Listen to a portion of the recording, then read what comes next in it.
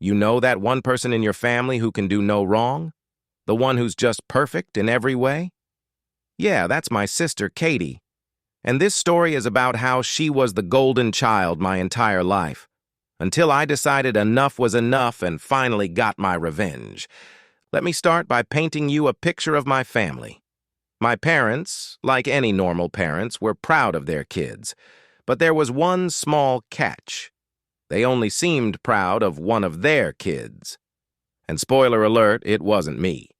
Katie's got that Disney princess thing going on. Blonde hair, blue eyes, perfect grades, captain of the cheerleading squad. You get the idea. I, on the other hand, was the quirky one. My grades were decent, but I wasn't saving the world in my free time or charming my way into everyone's hearts. I was just kinda there. When Katie and I were younger, it was all the small stuff. If she drew a stick figure with a smiley face, my parents would hang it on the fridge like it was a Picasso. Meanwhile, my masterpiece of macaroni art? Hidden in a drawer somewhere with a comment like, "Oh, honey, we'll find space for it soon." Spoiler, they never did.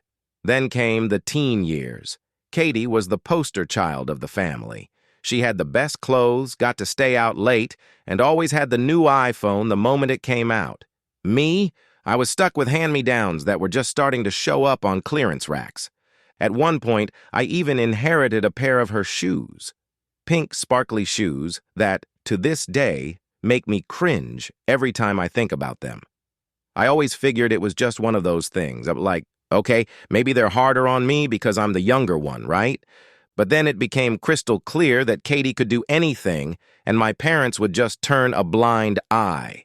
Failed a math test? Oh, honey, you'll do better next time. Got caught sneaking out?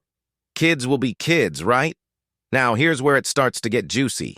Katie, in all her glory, got accepted into her dream university. Of course, the entire family had to attend her going-away party, and I mean extended family, friends, neighbors, probably the mailman, too. I was 16 at the time, and my parents were more excited about her leaving than they had ever been about anything I did. Katie's moving away was supposed to be my ticket to some peace and quiet, maybe even some long-awaited recognition. But boy, was I wrong. It felt like my parents' love for Katie didn't go away with her. If anything, it intensified.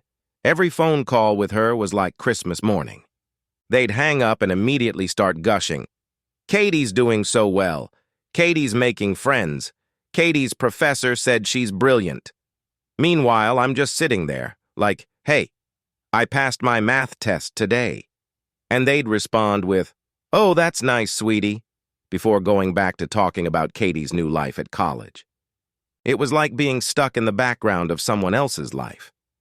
I'm not saying Katie was all bad, but she certainly knew how to milk it. She'd come home for the holidays, arms full of shopping bags, and act like she was gracing us with her presence. My parents would bend over backwards to make her favorite meals, buy her whatever she wanted, and cater to her every whim. Me? I was practically invisible. Now, the tipping point, the exact moment I decided to get my revenge. It was during Christmas break, and my parents had again given Katie the best of everything. Presents, attention, even the bigger bedroom after she came back from college. I'm talking brand new gadgets for her while I got socks. Again. At this point, I'd had it. Years of playing second fiddle to Miss Perfect finally reached a boiling point. I was tired of being pushed to the side, tired of being ignored, so I hatched a plan. And no, it wasn't anything dramatic like burning down the house. It was way more subtle than that, but effective nonetheless. Katie had this one thing she loved more than anything else: her perfectly curated Instagram feed. She was obsessed with her follower count, her likes, and maintaining her aesthetic. So I started small, messing with her feed just enough to throw her off. I'd sneak into her room when she wasn't looking, move her carefully arranged plants an inch to the left, or swap out one of her trendy pillows with a tacky old one from the attic. Then I started posting terrible photos of her when she was mid-bite at dinner or making ridiculous faces. You know, those candid shots everyone hates. Katie freaked out when she saw her followers dropping and her engagement tanking. She blamed the algorithm, her lighting, everything but me. I just played dumb. Oh no, that sucks. Instagram's being so weird lately, huh? But my masterpiece? That came when I decided to take it up a notch. Katie's college had this fancy scholarship interview event where they'd interview students and record a little profile video. My parents were obviously ecstatic about it and sent Katie's video to everyone they knew. Proud parent syndrome at its peak. Now, Katie's video was polished and perfect, but guess who had access to the raw footage? Yep, you guessed it. Me. While she was busy being flawless, I edited together a completely different version. It wasn't bad per se, but I added in all the awkward pauses, moments where she stumbled over words, and a couple of clips where she wasn't quite camera ready.